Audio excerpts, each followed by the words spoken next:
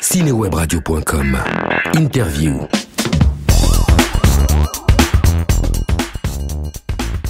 Le film sort cette semaine au cinéma. Les saveurs du palais, réunies devant la caméra Catherine Fro, en cuisinière réputée, nommée responsable des repas personnels du président de la République, incarnée, lui, par Jean d'Ormesson.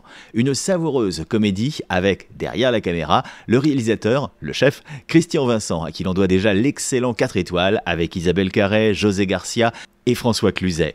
Et, à la musique, l'un des plus grands compositeurs de musique de film, Gabriel Yared. Vous avez tous forcément un jour entendu une de ses compositions. En France, 37 le matin, Camille Claudel, Tati Daniel, Les Marmottes. À l'international, Le Patient anglais, pour lequel il reçoit l'Oscar de la meilleure partition pour un film dramatique. Mais aussi le talentueux Monsieur Ripley avec Matt Damon, The Tourist avec Johnny Depp. Gabriel Yared est aussi très connu pour ce thème, écrit pour la télévision.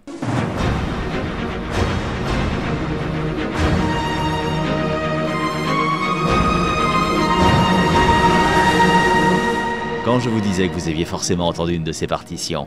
Malgré un emploi du temps très chargé, Gabriel Yared a gentiment accepté de consacrer à Cinéweb Radio quelques minutes pour parler de la bande originale des Saveurs du Palais. Gabriel Yared, bonjour. Bonjour. Je le disais en préambule, vous êtes l'un des plus importants compositeurs de musique de film en France, mais aussi à l'international. Une carrière qui a commencé avec Sauf qui peut la vie de Jean-Luc Godard en 79. Qu'est-ce qui vous a attiré déjà vers la musique de film ? Rien au départ. Franchement rien, parce que c'est pas du tout quelque chose qui fait partie de ma culture. Disons que je n'ai pas été un grand cinéphile, puisque étant autodidacte en musique, j'ai passé beaucoup de temps à apprendre la musique tout seul, plutôt que sortir ou aller au cinéma. Donc je peux dire que c'est vraiment le fruit du hasard, c'est-à-dire Jacques Dutronc qui a parlé de moi à Jean-Luc Godard, et c'est comme ça que ça a commencé.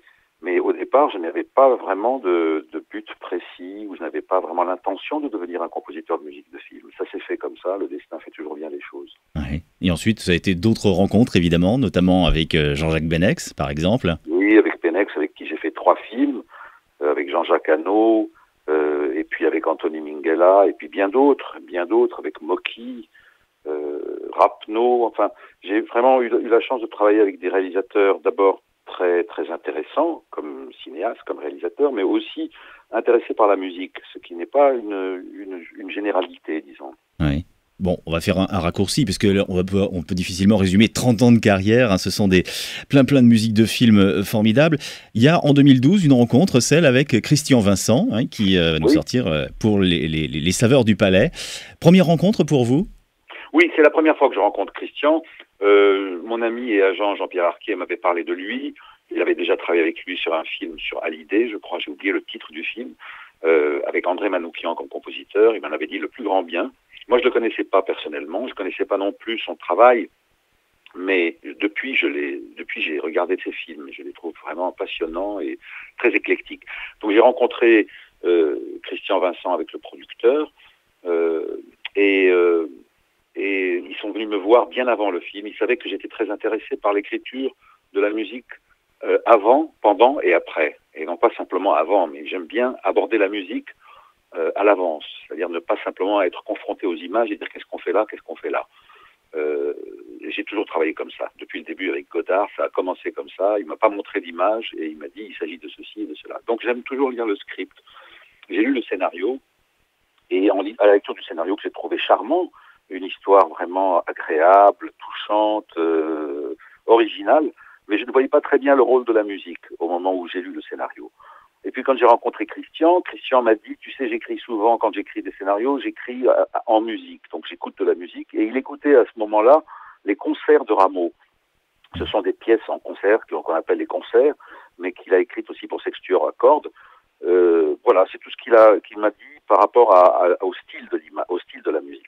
Bon, bien évidemment, je n'allais pas écrire des musiques du XVIIIe siècle pour un film d'aujourd'hui, ça ne s'y prêtait pas. Mais j'ai écouté quand même, et je peux dire que l'inspiration n'est pas tant venue de ces concerts-là que du style de musique légère, agréable et surtout bien écrite.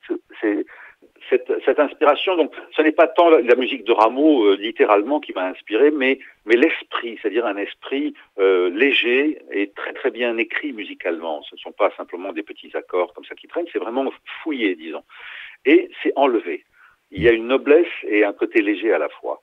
Et donc c'est ça qui m'a poussé à commencer à écrire les musiques. Et puis ils sont partis en tournage, très loin, je crois en Islande, pour le début du film, enfin je vais pas raconter le film.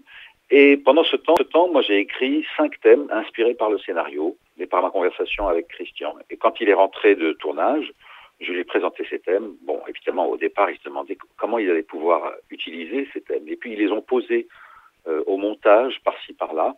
Et ça marchait. L'esprit de la musique a épousé l'esprit du film, sans que j'aie vu le film. Et ça arrive très souvent quand on a l'occasion de bien pénétrer le scénario et surtout d'avoir la possibilité de discuter avec le réalisateur. À partir de là a commencé un travail, évidemment, sertir cette musique, de la ciseler à l'image près, de suivre les scènes, de suivre les acteurs, les couleurs, tout ça. C'est un travail donc de longue haleine. J'ai commencé très tôt, ça m'a pris à peu près 8 mois pour faire cette musique de film. Enregistrement ensuite à Londres, c'est bien ça? Pourquoi oui. À Londres, justement? Ça fait très longtemps que j'enregistre à Abbey Road Studios, parce que j'ai vécu à Londres pendant 8 ans, donc le studio Abbey Road est numéro 3 Abbey Road, et moi on m'avait donné une pièce que je louais, donc le studio m'avait donné une pièce que je louais, où j'habitais aussi, au numéro 5. Donc c'est un peu ma famille là-bas, et puis j'aime beaucoup les musiciens anglais, j'aime surtout leur attitude, parce qu'ils aient à jouer des choses très très simples ou des choses très compliquées, ils ont la même conscience, ils jouent parfaitement bien tout ce qui est écrit.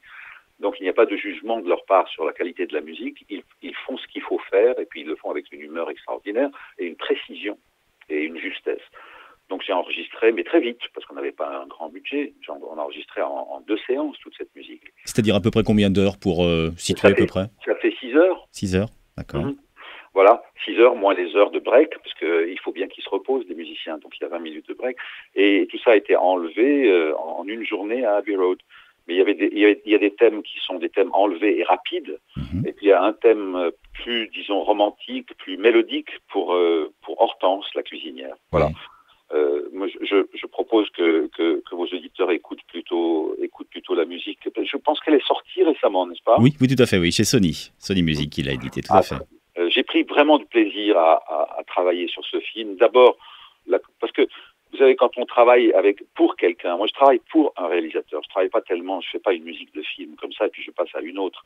Je passe du temps, donc j'ai vraiment besoin d'avoir une relation assez proche et amicale et profonde avec la personne pour qui je donne cette musique. Et ça s'est merveilleusement bien passé d'un bout à l'autre avec Christian Vincent. Alors cette musique, justement, vous allez pouvoir la découvrir le 19 en allant voir le film de Christian Vincent sur les écrans en France.